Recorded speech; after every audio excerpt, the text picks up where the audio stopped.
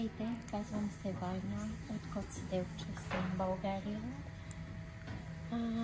В мене има един сериозен здравословен проблем в продължение на 10 години. След дълга травма, рецидив от трети път. За трети път се налага лечение. Потърсих фирма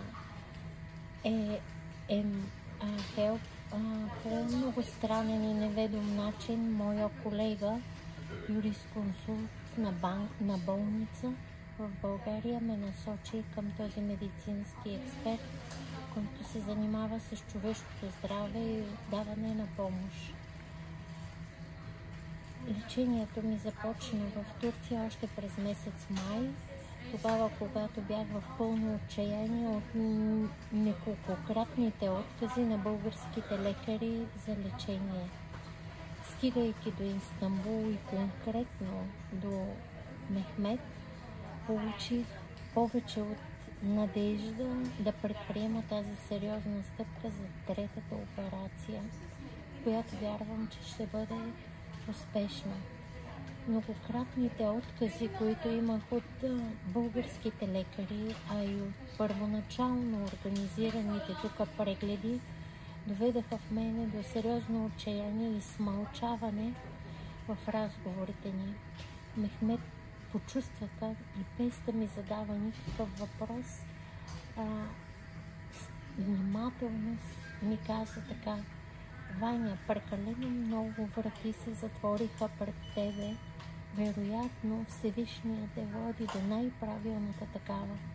В този момент си помислих, да, любезен е човека, чуди се как да ме подкрепи и с усмивка само му благодарих. Но неговият съвет, който последва, беше да отида и да си почина за кратко в апартамента, който ми осигури, в който има абсолютно домашна обстановка и се чувстваш по-различно, отколкото в болница или хотел. И определи час, след 3 часа да се видим. Той стартира ново видео на раната ми и подходи по нов начин.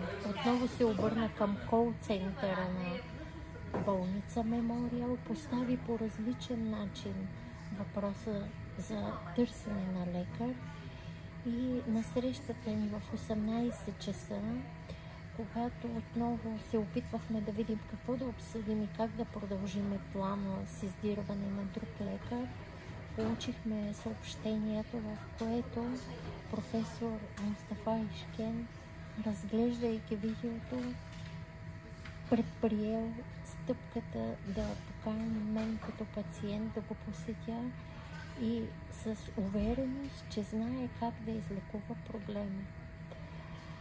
Точно тогава си помислих, че наистина думите, които ми каза Мехмет преди да ме отпрати за малка почивка, а той да работи, наистина ми отвориха нова врата. Огромна беше, това беше ден петък, а огромна беше изненадата ми, когато в понеделник на определения час при професора за лечение, при дългогодишното ми лечение, което провеждам и знам толкова много лекари и срещи, наистина лекарът, който ме пое, беше със спокойствието, увереността и човечността към пациента, прегледа раната ми, съвсем нов и иновативен метод даде като предложение за моето лечение. Тогава придобих истинския кураж от евентуално мое възстановяване. И след това започнаха стъпките по организацията. Искам да продължа след посещението ми при лекаря, вече когато сега съм дошла през месец септември за операцията, да ви споделя как е протекло и как ще се възстановя. Кураж!